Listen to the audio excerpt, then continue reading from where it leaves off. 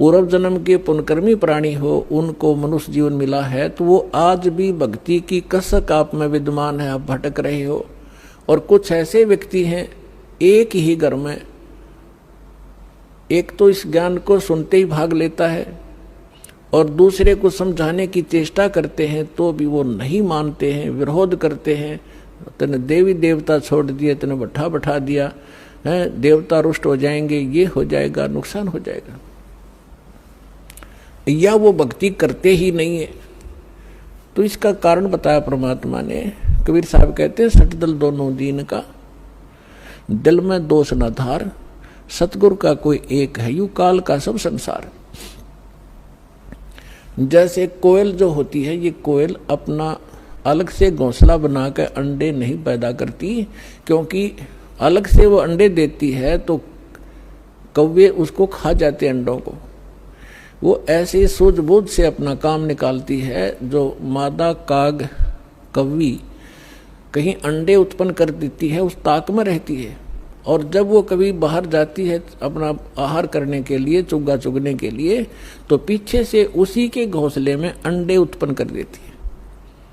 अब वो कभी वापस आती है तो वो 2 के स्थान पर 4 अंडे पाती है, लेकिन वो समझ नहीं पाती है तेरा कौन सा है, दूसरा कौन सा है। तो उन सभी को वो उसको परिवरिश कर देती है, उनसे बच्चे निकाल देती है और उनमें उसका अपना सा मोह हो जाता है। और वो कोयल सामने देखती रहती है, उनके आसपास रहती है कि कब ये बच्चे उड़ने योग्य हों और फिर इनको मैं साथ ले जाऊं। जब वो देख लेती है कि ये बच्चे कुछ दूर तक उड़कर वापस आने लगे हैं, तब दूर वृक्ष पर बैठ कर अपनी बोली बोलती है, कुहू कुहू की। जो कोयल के बच्चे होते हैं वो उस आवाज से प्रभावित होते हैं और ऐसे चारों तरफ देखते हैं, उस आवाज के साथ वो खींचे चले जाते हैं।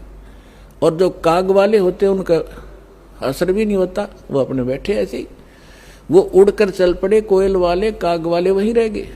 अब कभी दौड़ती है, उड़ती है पीछे पीछे उनके साथ कि मेरे बच्चे गए, तो कोयल और दूर चली जाती है, कुहू कुहू करती हुई उड़ती हुई, तो बहुत दूर निकल जाती है। कभी वापस आ जाती है कि कहीं पीछे ये बच्चे तो गए सो गए, कहीं पीछे वालों को हानि ना हो जाए, उनको छोड़कर वह वापस आ जाती है। तो कोयल वाले बच्चे अपनी माँ की बोली पहचान कर उसके साथ चले जाते हैं और काग वाले वहीं रह जाते हैं। घर घर के अंदर आज ऐसी स्थिति हो चुकी है।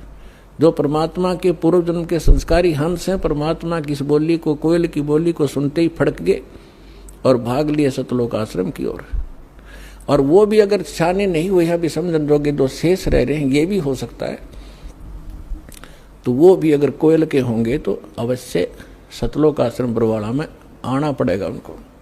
तो ठीक इसी प्रकार पिछले संस्कार से आपको सब वस्तु प्राप्त हो रही है, लेकिन आगे की भी तैयारी करवानी है। जैसे काग भूषण का पिछला संस्कार नहीं था, ऐसा रीजन बन गया और उसके ऊपर इतना सत्संग की बौछार होगी, ना चाहते हुए भी उसने वहां रहना था। रोज ऋषि ने, संत ने सत्संग करना था, उसका असर हो गया। अब जैसे किसी को सर्प डस जाता है और पहले मंत्रों से यंत्र ये सब जतन हुआ करते थे, गारुड़ एक मंत्र सिद्ध कर लेता है वेद का, और उस मंत्र से फिर वो विष उतारता है, तो उस जिसको सर्प ने डसा हुआ है वो अचेत पड़ा है, न उस मंत्र की लैंग्वेज समझता है, न आवाज सुन रहा है, लेकिन वो मंत्र फिर भी उसके ऊपर असर करके विष रहित कर देता है और वो सचेत हो जाता है। ठीक इसी प्रकार आज परमात्मा ने यही तरीका बनाया है। ऐसे साधन बना दिए, चिप बनवा दी, वीडियो ये DVD बनवा दी, सुबह दोपहर शाम की आरती कंपलसरी करनी पड़ेगी। अब घर के अंदर जो सदस्य नहीं भी नाम लेना चाहते और ना सुनना चाहते, वो घर से बाहर कहाँ जाएंगे। आप अपनी आरती भी कर रहे हो, आप अपना मंत्र जाप भी कर रहे हो, आप परमात्मा की वाणी सत्संग भी चला देते हो देर सवेर, तो उनके ऊपर उस कागभूषण की तरह एक दिन असर होगा और वो भी या राम नाम की कलम उनका भी चढ़ जाएगी एक दिन और उनका पार होगा, क्योंकि भगवान का वचन है। तो ये तरीका अपनाया परमात्मा ने। परमेश्वर ने बताया कि हमारी काल के साथ वार्ता हुई थी, जब परमात्मा ने कहा था कि मैं नीचे के लोकों में जाके तेरी वास्तविकता बताऊंगा सभी प्राणियों को कि तू भगवान नहीं है, तू काल है, इनको खाता है, इसलिए तो इनको जन्मता और मारता है, पैदा करवाता और मारता है। असली भगवान कोई और है, वहां जाने का तरीका मैं बताऊंगा, ऐसा गुप्त मंत्र मैं लेकर आया हूं। तब काल ने पैर पकड़ दिए, बहुत ज्यादा जो है प्रार्थना की, परमात्मा ने स्वीकार की। इसने कहा कि भगवान 3 युगों में जीव ना ले जाना, कम ले जाना, थोड़े थोड़े, और चौथे युग में, कलयुग में कितने ही जीव ले जाना, इतनी दया मेरे पर कर दो। परमात्मा को भी पता था कि सतयुग त्रेता द्वापर में ये जीव गणे दुखी नहीं होते और इनकी पूर्व जन्म की बैटरी चार्ज होती है, उसी से ये सुखी होते हैं। और ये सोच रहे होते हैं हम राम और कृष्ण की भक्ति कर रहे हैं, शायद इसी से सुखी हैं, तो इसलिए ये मेरे ज्ञान को स्वीकार नहीं कर पाएंगे। मालिक को मालूम था, तो इसलिए मालिक ने कहा था परमात्मा ने कि भाई ठीक है, चौथा युग जब कलयुग आई तब हम अपना अंश पठाई और काल फंद छूटे नरलोई, सकल सृष्टि परवानिक हुई। परमात्मा ने कहा था जब कलयुग के अंदर मैं अपना दास भेजूंगा और फिर ये काल के सब बंधन छूटेंगे और सारा विश्व मानव शरीरधारी प्राणी और साथ में जो मनुष्य, जो पशु पक्षी हैं, वो भी मनुष्य शरीर धारण करेंगे और वो सभी परमात्मा की भक्त नाम लेंगे। सकल सृष्टि परवानिक हुई, परवानिक माने दीक्षित होंगे। और कहते हैं कलयुग बीतते 5500 पाचा, तब ये वचन मेरा होगा साचा।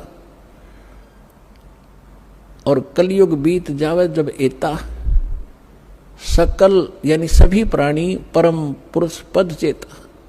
600 वर्ष पहले मालिक की वाणी में लिखा हुआ है, कबीर वाणी में, सच्चिदानंद घन ब्रह्म की वाणी में, यानी सूक्ष्म वेद में, उस तत्व ज्ञान में लिखा है, परमात्मा ने बोला था, धर्मदास जी लिखा था। उसमें कहा है कि जब चौथा युग जब कलयुग आई तब हम अपना अंश पठाई और काल फंद छूटे नरलोई, नर नारी सभी का काल का फंद छूटेगा। जो इसने जकड़ रखा है, मूर्ख बना रखा है, बस इतना ही सीमित कर दिया, ये तेरा बेटा है या तेरी बेटी है, ये तेरी कार या तेरी कोठी है, 1 मिनट में मृत्यु हो जा, छोड़ बेटा, अब ये सब मेरी है, तू गधा बन।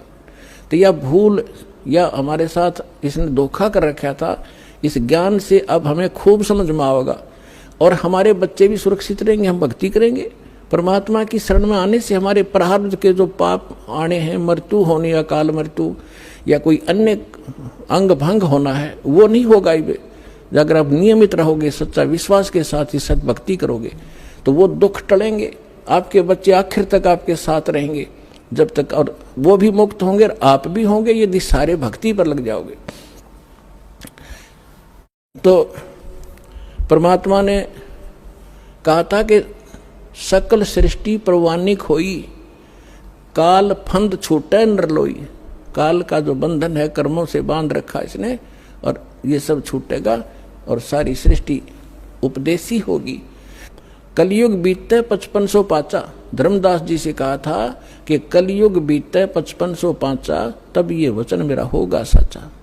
आज से 600 वर्ष पहले मालिक ने ये कहा था कि पूरा विश्व मेरी भक्ति करा करेगा कबीर की, और सभी उस सतलोक के परम परमेश्वर के उस परम पद के जानकार होंगे, सबको ज्ञान हो जाएगा उस परम पुरुष के उस पद का, जो गीता अध्याय नंबर 18 के श्लोक नंबर 62 में कहा कि अर्जुन तू सर्वभाव से उस परमेश्वर की शरण में जा, उसकी कृपा से ही तू परम शांति को और सनातन यानी शाश्वत स्थान को प्राप्त होगा। गीता अध्याय नंबर 15 के श्लोक नंबर 4 में कहा कि तत्वदर्शी संत की प्राप्ति के उपरांत यानी तत्व ज्ञान से परिचित होने के उपरांत परमेश्वर के उस परम पद की खोज करनी चाहिए, जहां जाने के बाद साधक फिर लौटकर कभी संसार में नहीं आते। और जिस परमेश्वर ने सब ब्रह्मांडों की रचना की है, अपने विषय में गीता ज्ञानदाता कहता दूसरे अध्याय के 12वें श्लोक में, चौथे अध्याय के 5 और 9 श्लोक में, 10वें अध्याय के दूसरे श्लोक में कि अर्जुन तेरे और मेरे बहुत जन्म हो चुके हैं, आगे भी होंगे और पहले भी हम जन्मते रहे हैं। इसलिए वो कहता अर्जुन तू सर्वभाव से उस परमेश्वर की शरण में जा, जिसकी कृपा से तू परम शांति को और परमात्मा सनातन परम धाम को प्राप्त होगा। तो यहां बता रहे हैं परमेश्वर कि कलयुग बीत जावे जब एता 5500 वर्ष 5 वर्ष, और तब सकल प्राणी उस परम पुरुष के परम पद चेता, उस परमेश्वर के उस परम पद के सभी जानकार हो जाएंगे। कोई सतलोक है, सचखंड है, जहां हम रहते थे वहां जाना है, तो जहां आशा ताबासा हुई, मन कर्म वचन सुमरियो सोई। तो जो प्रसंग चल रहा है हम उसी पर आते हैं। अब आपके जो पूर्व जन्म के संस्कार हैं, उस कारण से आप भक्ति की चाह आप लिए हुए हो। दुर्भाग्य आपका कि उन नकली संतों के पास पहुंच गए। तो परमात्मा ने कहा था कि जब कलयुग 5505 बीत जाएगा, उसमें सभी पंथ और सभी जितने भी मजहब अपना उनके धर्म गुरु, वर्तमान गुरु जो भी ज्ञान रखते हैं वो सब सुना चुके होंगे, उनकी बहुत बड़ी पुस्तकें बन चुकी होंगी। उसके बाद मेरा दास जाएगा और उन्हीं सदग्रंथों को, जिन सदग्रंथों पर प्रत्येक मानव आधारित है, जो भी जिस मजहब धर्म से संबंध रखता है, उन्हीं से यथार्थ ज्ञान उनके रूबरू करेगा।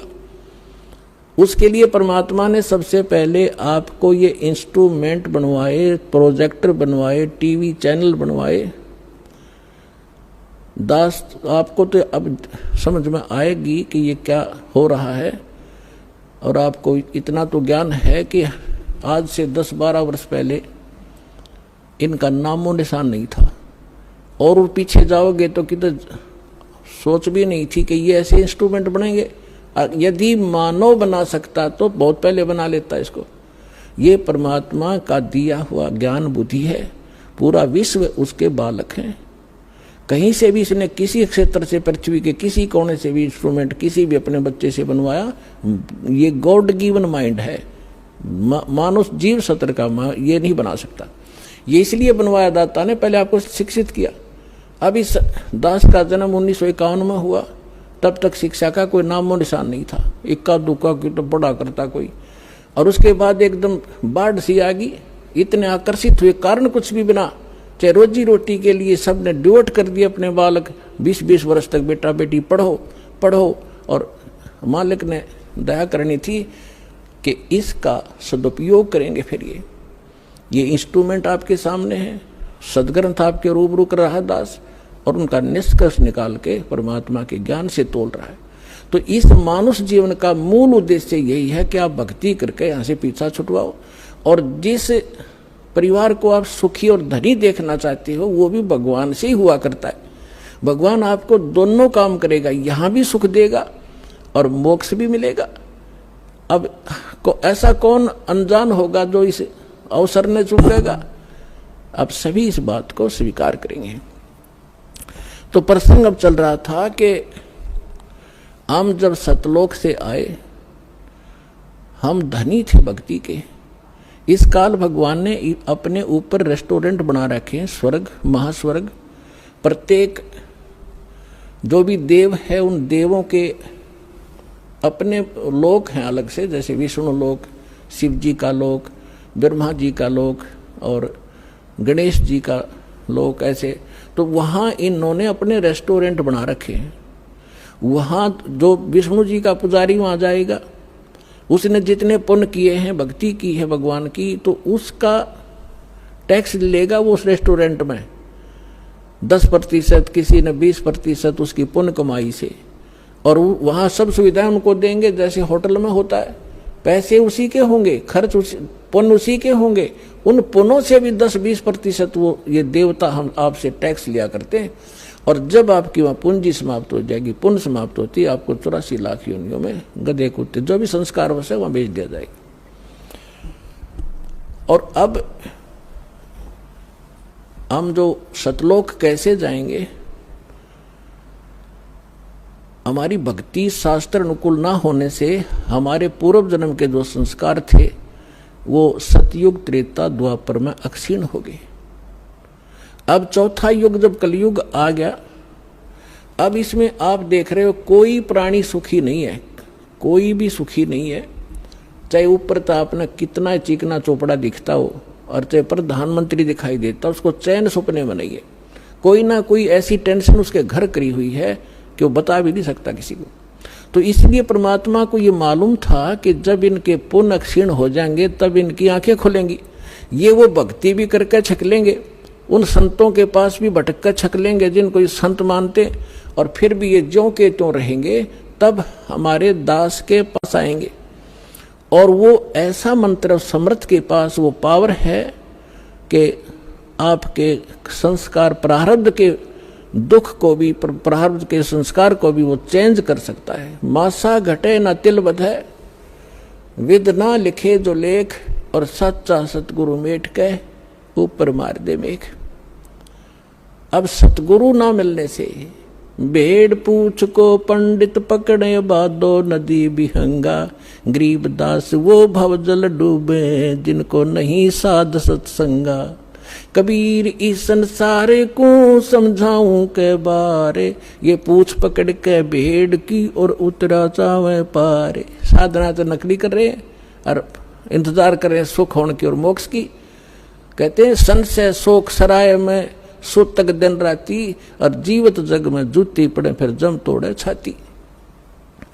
सत साधना ना करने से हमेशा आपके संशय और शोक, ये दुख सदा बने रहेंगे, और जीवित जग में जूती पड़े हैं, यहाँ नरे कष्ट भोगोगे, और फिर जम तोड़े छाती, यम के दूत आगे फिर बहुत दुखी करेंगे जो सत साधना नहीं कर रहे।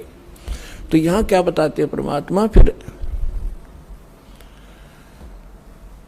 अब जो साधना आप कर रहे थे वो शास्त्र विरुद्ध थी, और जिन भगवानों पर आप सीमित थे वो भगवान कंप्लीट नहीं थे, वो स्वयं नाशवान है, उनकी जन्म मृत्यु होती है। लेकिन सतगुरु मिलने से तत्व ज्ञान का हमें प्रकाश होता है, उसके आधार से फिर हम अपने उस मार्ग पर चलते हैं। कबीर साहब कहते हैं, पीछे लग गया जाऊं था मैं लोक वेद के साथ, रस्ते में सतगुरु मिल गए वो दीपक दे दिया हाथ। लोक वेद दंत कथा जैसा सुना सुनाए ज्ञान से हम साधना कर रहे थे, उसी के आधार से हम चल रहे थे। हम अपने ऊपर उदाहरण देकर हमें समझा रहे कि पीछे लग गया दाऊं था मैं लोक वेद के साथ, रस्ते में सतगुरु मिल गए और दीपक दे दिया हाथ। ये तत्व ज्ञान रूपी टॉर्च दे दी, लालटेन दे दी।